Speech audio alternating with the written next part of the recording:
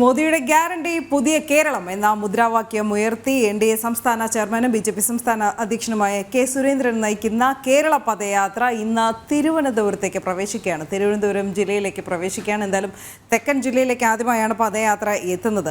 ആവേശോജ്വല സ്വീകരണമാണ് തിരുവനന്തപുരത്ത് പ്രവർത്തകർ ഈ യാത്രയ്ക്കായി ഒരുക്കിയിരിക്കുന്നതും 25,000-ഓളം പ്രവർത്തകരെ അണിനിരത്തിക്കൊണ്ട് നടത്തുന്ന പദയാത്രയുടെ ഉദ്ഘാടന വേദിയിൽ ഇന്ന് 1000 പേർക്ക് സംസ്ഥാന അധ്യക്ഷൻ കെ സുരേന്ദ്രൻ ബി.ജെ.പിയിലേക്ക് പ്രാഥമിക അംഗത്വം നൽകുന്നു എന്നതാണ് എടുത്തു പറയേണ്ടുന്ന ഒരു കാര്യം. എന്തായാലും നേരത്തെ പൂർത്തിയാക്കാൻ കഴിയാതിരുന്ന ഒരു വാർത്തയാണ്. ഇപ്പോൾ ടിൻഡു ദാസ് ചേരുന്നുണ്ട് നമുക്ക് വാർത്തയുടെ വിവരങ്ങളുമായി. ടിൻഡു, എപ്പോഴാണ് പദയാത്ര ആരംഭിക്കുന്നത് ഇന്ന്?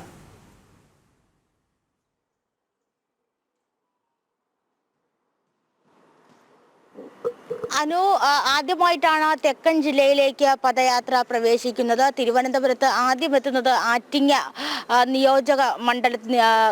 പാർലമെന്റ് നിയോജക മണ്ഡലത്തിലേക്കാണ് ആദ്യം എത്തുന്നത്. ഏതാണ്ട് 25,000-ഓളം പ്രവർത്തകരെയാണ് ഈ പദയാത്രയോടുകൂടി ഈ പദയാത്രയിൽ പ്രതീക്ഷിക്കുന്നത് എന്ന് പറയാൻ സാധിക്കും. സമീപകാലങ്ങളായി കഴിഞ്ഞ വർഷങ്ങളിലായി മോദി സർക്കാരിൻ്റെ വികസന പ്രവർത്തനങ്ങൾ ഊന്നി പറഞ്ഞുകൊണ്ടുള്ള ആ വികസന പ്രവർത്തനങ്ങൾ ജനങ്ങളിലേക്ക് എത്തിക്കുക എന്ന ഉദ്ദേശത്തോടു കൂടിയാണ് ഈ പദയാത്ര ഇന്ന് തിരുവനന്തപുരം ജില്ലയിൽ പ്രവേശിക്കുന്നത്. തിരുവനന്തപുരം ജില്ലയിൽ രാവിലെ ആദ്യ പരിപാടി എന്ന് പറയുന്നത് ശിവഗിരി മഠത്തിലെ സന്യാസി വര്യന്മാരുമായിട്ടുള്ള പ്രഭാത ഭക്ഷണമാണ്. അതിനുശേഷം 11 മണിയോടുകൂടി കിളിമാനൂർ പോപ്പുലർ ഫ്രണ്ട് ഭീകരരുടെ ആക്രമണത്തിൽ കൊല്ലപ്പെട്ട ബലിദാനി സുനിൽകുമാറിന്റെ ഭവന സന്ദർശനം. അതിനുശേഷം ആറ്റിങ്ങൽ മാധ്യമപ്രവർത്തകരോട് സംസാരിക്കും. അതിനുശേഷം 3 മണിക്കായിരിക്കും ആറ്റിങ്ങൽ മൈതാനത്ത് ഉദ്ഘാടന സമ്മേളനം ഉണ്ടാവുക. പദയാത്രയുടെ ഉദ്ഘാടനം ആറ്റിങ്ങൽ മാമം മൈതാനത്ത് വെച്ചാണ് നടത്തുക. ഇവിടെ വെച്ച് ഏതാണ്ട് 1000-ഓളം വിവിധ രാഷ്ട്രീയ പാർട്ടികളിൽ നിന്നുൾപ്പെടെ രാഷ്ട്രീയ പാർട്ടി വിട്ട് ബി.ജെ.പിയിൽ വരുന്ന 1000-ഓളം പ്രവർത്തകർക്ക് പ്രാഥമിക അംഗത്വം നൽകുമെന്ന് തന്നെയാണ് ഇതിലെ ഏറ്റവും പ്രധാനപ്പെട്ട കാര്യം. ഏതാണ്ട് 25,000-ഓളം പ്രവർത്തകരെയാണ് എൻ.ഡി.എ ഈ തിരുവനന്തപുരം ജില്ലയിൽ ആറ്റിങ്ങൽ മണ്ഡലത്തിൽ ഒരുക്കിയിരിക്കുന്നത്. ആറ്റിങ്ങൽ മണ്ഡലം എന്ന് പറയുമ്പോൾ ബി.ജെ.പിക്ക് അല്ലെങ്കിൽ എൻ.ഡി.എക്ക് കൂടുതൽ സ്വാധീനമുള്ള മണ്ഡലമാണ്. കഴിഞ്ഞ കാലങ്ങളിലായി കേന്ദ്ര വിദേശകാര്യ സഹമന്ത്രി വി മുരളീധരന്റെ നേതൃത്വത്തിൽ വിവിധതരം വികസന പ്രവർത്തനങ്ങളാണ് ആറ്റിങ്ങൽ മണ്ഡലത്തിൽ നടന്നിട്ടുള്ളത്. റെയിൽവേ ആയാലും ഈ സോളാർ പദ്ധതി ആയാലും തീരദേശ പാത വികസനമായാലും മുതലപ്പുഴയിലെ പ്രശ്നങ്ങളായാലും അപ്പോൾ ഈ പ്രശ്നങ്ങളിലൊക്കെ സജീവമായി വി മുരളീധരൻ അല്ലെങ്കിൽ വിദേശകാര്യ സഹമന്ത്രി വി മുരളീധരൻ വളരെ കാര്യമായി തന്നെ ഇടപെടുന്നുണ്ട്. അപ്പോൾ അത്തരത്തിലുള്ള വികസന പ്രവർത്തനങ്ങളൊക്കെ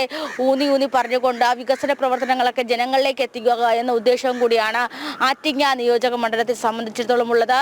മാമ മൈതാനത്ത് നിന്നും ഒരു പ്രത്യേക ഘോഷയാത്രയും മറ്റും സംഘടിപ്പിച്ചിട്ടുണ്ട്. വിവിധതരം വികസന പ്രവർത്തനങ്ങളുടെ വിവിധ പദ്ധതികൾ ഉൾപ്പെടുത്തിക്കൊണ്ടുള്ള ഫ്ലോട്ടുകൾ മറ്റുമൊക്കെ ഉൾപ്പെടുത്തിക്കൊണ്ട് ആറ്റിങ്ങിൽ നിന്നും ആലങ്കോടേക്ക് ഒരു യാത്രയും അതായത് പദയാത്രയുടെ ഭാഗമായിട്ട് സംഘടിപ്പിച്ചിട്ടുണ്ട്. എന്തായാലും തെക്കൻ ജില്ലയിലേക്ക് ആദ്യമായിട്ടാണ് പദയാത്ര പ്രവേശിക്കുന്നത്.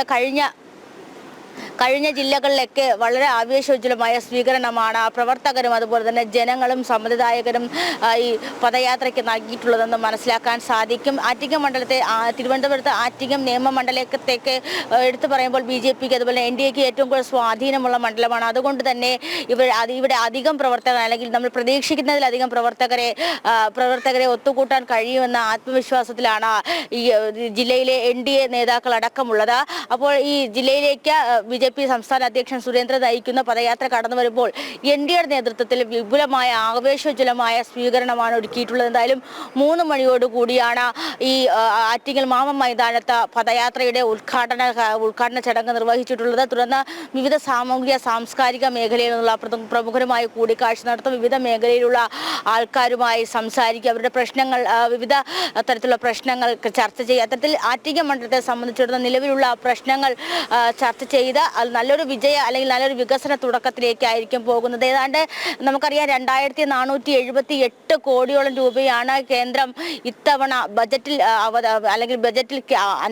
റെയിൽവേക്കായി അനുവദിച്ചിട്ടുള്ളത്. അതിലൊരു സിംഹഭാഗവും കേരളത്തിന്റെ റെയിൽവേ വികസനത്തിനായി ലഭിക്കുമെന്ന് തന്നെയുള്ള വിശ്വാസമുണ്ട്. കാരണം നമുക്കറിയാം ആറ്റിങ്ങൽ മണ്ഡലത്തെ സംബന്ധിച്ചിടത്തോളം കഴിഞ്ഞ ഈ കുറച്ച് വർഷങ്ങളായി അതായത് ഏതാണ്ട് 3 വർഷങ്ങൾക്ക് മുന്നോടിയായി പിന്നോട്ട് പോവുകയാണെങ്കിൽ മിക്ക ട്രെയിനുകൾക്കും അല്ലെങ്കിൽ ആ ട്രെയിനുകൾ അല്ലെങ്കിൽ റെയിൽവേ വികസനം അവിടെയൊന്നും അത്തരത്തിലുള്ളൊരു സ്റ്റോപ്പുകളോ അല്ലെങ്കിൽ റെയിൽവേയുടെ വികസനമോ കാര്യമായി നടന്നിട്ടില്ല. ഒരു 3 വർഷം ഇപ്പുറത്തേക്ക് പോകാൻ അല്ലെങ്കിൽ കഴിഞ്ഞ വർഷങ്ങളിലാക്കി നമുക്ക് കാണാൻ കഴിയും. ആറ്റിങ്ങൽ മണ്ഡലത്തെ ചിറയൻകീഴിനെ സംബന്ധിച്ചിടത്തോളം ഒരുപാട് വികസന പ്രവർത്തനങ്ങളാണ് ഉണ്ടായിട്ടുള്ളത്. ഏതാണ്ട് 3 ട്രെയിനുകൾക്കോളം, അതായത് പരശുറാം എക്സ്പ്രസ്, അതുപോലെ തന്നെ അത്തരത്തിലുള്ള ഇന്റർസിറ്റി തുടങ്ങിയ എക്സ്പ്രസ്സുകൾക്ക് സ്റ്റോപ്പ് അനുവദിച്ചു. അതായത്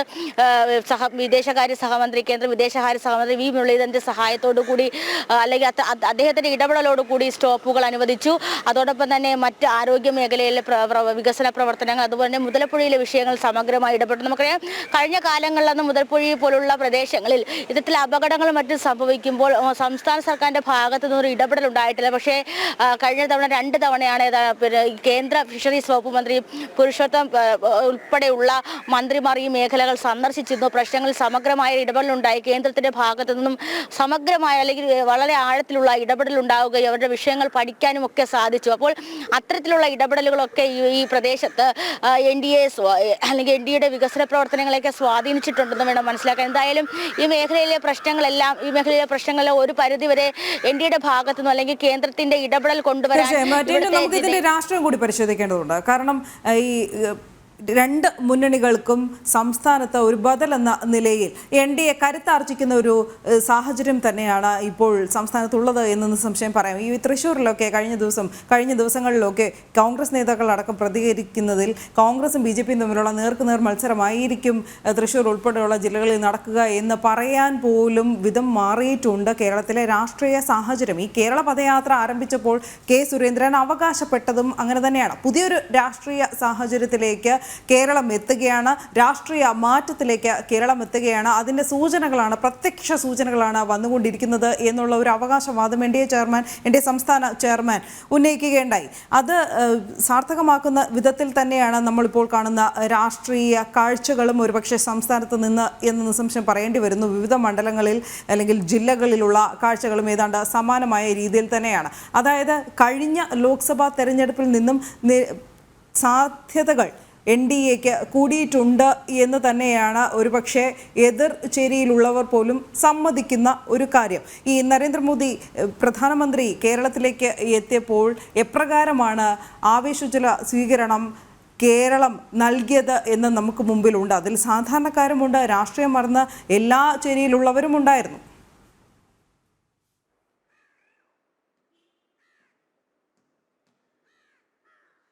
തീർച്ചയായും അനു സൂചിപ്പിച്ചതുപോലെ തന്നെ പ്രധാനമന്ത്രി നരേന്ദ്രമോദി ഏതാണ്ട് കഴിഞ്ഞ 3 തവണയായി നമ്മുടെ സംസ്ഥാനത്ത് എത്തിയപ്പോഴേക്കും പ്രധാനമന്ത്രിക്ക് നൽകിയത് ആവേശോജ്വലമായൊരു സ്വീകരണം തന്നെയാണ്. അനു സൂചിപ്പിച്ചതുപോലെ രാഷ്ട്രീയം മറന്നുകൊണ്ടുപോലെ പ്രധാനമന്ത്രിയെ സ്വീകരിക്കാൻ വിവിധ മേഖലകളിൽ നിന്നുമുള്ളവർ എത്തിയിരുന്നു. അപ്പോൾ ഇതൊക്കെ ഒരു പ്രതീക്ഷയാണ് നൽകുന്നത്. അതായത് കേരളത്തിലെ രാഷ്ട്രീയം സംസാരിക്കുമ്പോൾ BJPയുടെ അല്ലെങ്കിൽ NDAയുടെ പ്രാധാന്യത്തെ പറ്റി സംസാരിക്കാതെ കഴിയുന്നില്ല. അതിൽ വിവിധ കക്ഷികളിലെ ചർച്ചകൾ എടുക്കുമ്പോഴും NDAയുടെ പ്രാധാന്യത്തെപ്പറ്റി അല്ലെങ്കിൽ BJPയുടെ പ്രാധാന്യത്തെപ്പറ്റി പറയാതെ പോകാൻ സാധിക്കില്ല. ഒരുപക്ഷെ സമീപകാലങ്ങളിൽ നിന്നൊക്കെ വ്യത്യസ്തമായി CPM കോൺഗ്രസ് എന്നൊരു പോർമുഖത്തിന് പുറമെ BJP അവിടെ ഒരു സമ്മർദ്ദം ചെലുത്തിക്കൊണ്ട് അല്ലെങ്കിൽ NDA അവിടെ ഒരു സമ്മർദ്ദം ചെലുത്തിക്കൊണ്ട് മുന്നോട്ട് വരികയാണെന്ന് വേണം മനസ്സിലാക്കാൻ. ഈ പദയാത്രയെ സംബന്ധിച്ചിടത്തോളം പദയാത്രയിൽ വരുന്ന ജനപങ്കാളിത്തവും അല്ലെങ്കിൽ അത്തരത്തിലുള്ള ഒരു ആവേശോജ്വലമായ സ്വീകരണം അത്തരത്തിലുള്ള പ്രതീക്ഷകൾ മാത്രമാണ് നൽകുന്നത്. ഒരുപക്ഷെ ഈ നേരത്തെ അനു സൂചിപ്പിച്ചതുപോലെ തന്നെ സംസ്ഥാനത്തെ കോൺഗ്രസിന് ഒരു BJP ഒരു കടുത്ത ഒരു സമ്മർദ്ദം അല്ലെങ്കിൽ കടുത്ത ഒരു പോർമുഖം തുറക്കുക എന്ന് വേണം മനസ്സിലാക്കാൻ സാധിക്കുന്നത്. അത്തരത്തിലുള്ളൊരു സമ്മർദ്ദം ചെലുത്തുന്ന രീതിയിലേക്ക് പോയിക്കൊണ്ടിരിക്കുകയാണ്. എന്തായാലും BJP അല്ലെങ്കിൽ NDA സംസ്ഥാനത്ത് നടത്തുന്ന ആ സ്വാധീനം എത്ര വലുതാണ് അല്ലെങ്കിൽ ആ സ്വാധീനം എത്രത്തോളം ആഴത്തിലുള്ളതാണെന്ന് നമുക്ക് ഈ കഴിഞ്ഞ ദിവസങ്ങളിലെ പദയാത്രയിൽ നിന്ന് നമുക്ക് മനസ്സിലാക്കാൻ സാധിക്കും. അത്തരത്തിൽ കോൺഗ്രസിന് ഒരു സമ്മർദ്ദം അല്ലെങ്കിൽ കോൺഗ്രസിന് ഇരു കക്ഷികൾക്കും ഒരു സമ്മർദ്ദമായി കഴിഞ്ഞിരിക്കുകയാണ്. ഇരു കക്ഷികളുടെ ഇടയിലേക്കും NDA അല്ലെങ്കിൽ BJPക്ക് ഒരു തൻ്റെതായ സ്ഥാനം കണ്ടെത്താൻ കഴിഞ്ഞിരിക്കുന്നു എന്ന് വേണം ഇതിൽ നിന്നും മനസ്സിലാക്കേണ്ടത്. അനു.